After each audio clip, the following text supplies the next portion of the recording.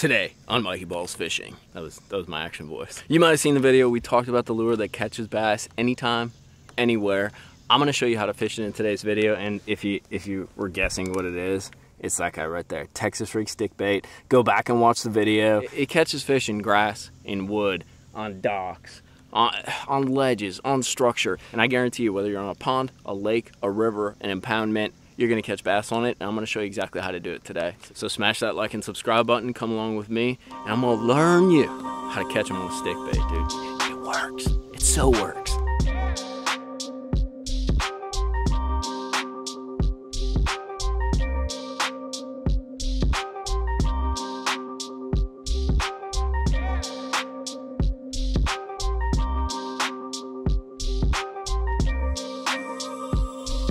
Get after it with this worm.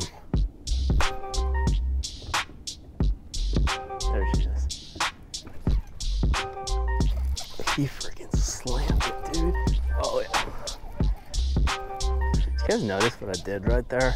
I like hit my rod, and you can do that to clear the eelgrass, or it actually gives the bait a bunch of action. Like you slam the rod. I do it for sight fishing a lot, but it's really good for worm fishing too.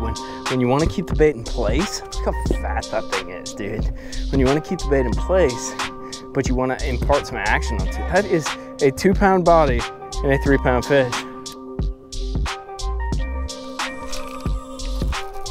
He just sucked it up. That's a bad one. All right.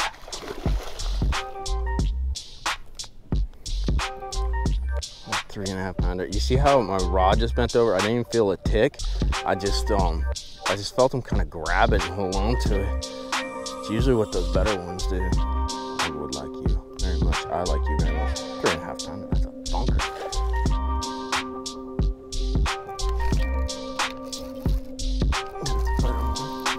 Don't come off. God, he just stopped it, dude. Like, absolutely stopped it. That worm bite, when it's on, is so much fun. I have no idea how many fish are actually down there. We're on this little grass ledge. It's another chunker, dude. We're on this little grass ledge. That's 2.5, 3-pounder. And all I'm doing is there's a little hard spot, like a little ditch right out in front of me. I found it on my side scan on my electronics, and it's grass fishing, but it's almost like fishing a hole in the grass. And I'm just dragging my worm through it. That's why I got this stick bait on, because I love a stick bait when there's like strandy, it's like eelgrass down there. When there's strandy grass, the stick bait comes through it really well. So it doesn't hang up like a ribbon tail or like a tailed worm, and it just slides on through. And all I'm doing is kind of bumping that shell, bumping that hard bottom, and fishing real slow because it's warm, but they can't stand it. Was that not a solid session? And it's a great example of kind of the way I approach fishing this stick bait. Less is more.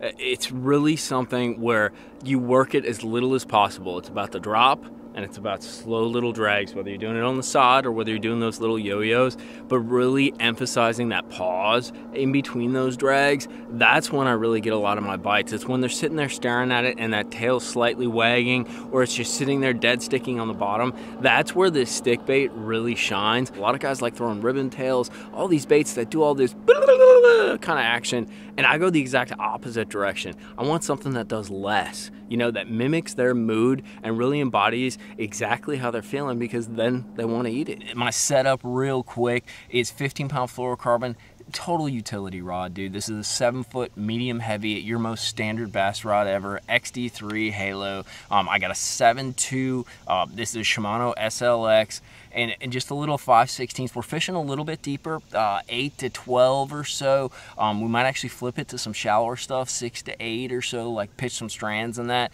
5/16. If I was fishing even shallower than that, I'd probably go to a 3/16. It's got a bobber stopper on there, and then that's an Owner. I think it's their worm hook. It's just a 4/0 O'Shaughnessy, just your straight kind of wide gap hook. But that's the setup. It's so simple and straightforward, dude, and it catches them. Want to see something super cool? This is what I'm talking about when I'm talking about the holes in the grass. So you can't see them on the surface, but they're little ditches or troughs that, see how like that's a head of grass and then you have that trough in there? So it's actually hard spots. So that's a shell bar or a little hard spot where the grass can't grow, and then there's another one, but they're sort of like little structures that sort of intersect with the cover and create little holes in the grass that you can't see above the water, but you can see on your graph below. Rigging on this is super standard. So I got a 4/0 hook, just go Texas rig right to the tip. And the nice part about this is this hook has a really long bite. This is only a 5-inch stick bait. You know, I'll use a 5-inch, a 6-inch, a 7-inch, it all depends, but super standard Texas rig. Yeah, I don't even put that second bobber stopper on there. You can if you want, but in this case, I really want bottom contact.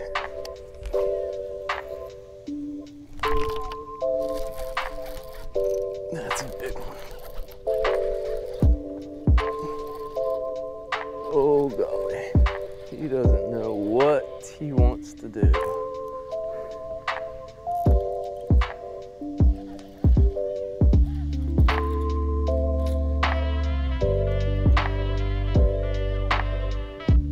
And come on, he never actually even got the hook.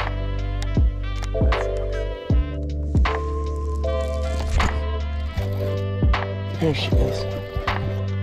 That's a decent one. On the old Tejas rig. Come here, fishy. Whoa, whoa, whoa. Shooting hooks in my face, bro. And back you go. Oh, that's a big one. Come here. Come here. He just held on to it. He didn't eat it. Like bite it, he just shamboozled it. Oh dear, come here, come here, come here, come here. Haha! What's up, freaking 3.5, 4 pounder? I got you. Hey, chill, dude. Dude, your attitude is not becoming. Yeah, I know, like me either. Chill out. Make sure they weren't coming off, I'll tell you how much. Nice. So when I'm fishing this Texas rig like this, I really use my active target, and I use my active target to kind of find the fish, kind of suspend it off the grass. Look at that one. Just blew up right there. Oh, there he goes, there he goes, there he goes. You see him? That is crazy. Oh, he's still right there.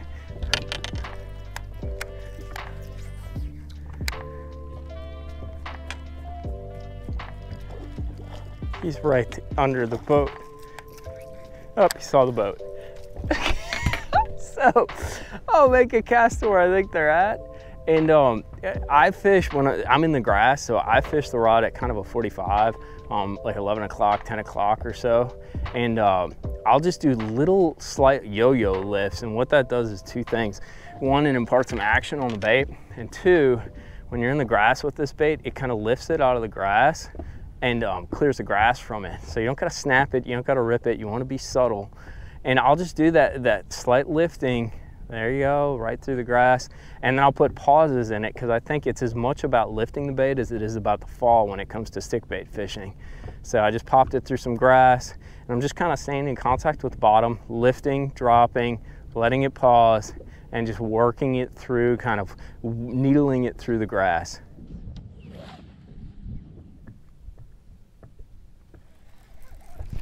Jeez. Ate it right as it fell down too. But he's in the grass. That's not good.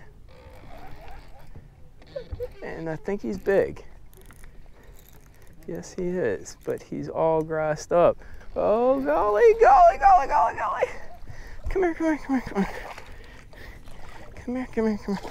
Come here, come here. Oh, dude, you freaking chongo bombed it. How about them apples, boys? Dude.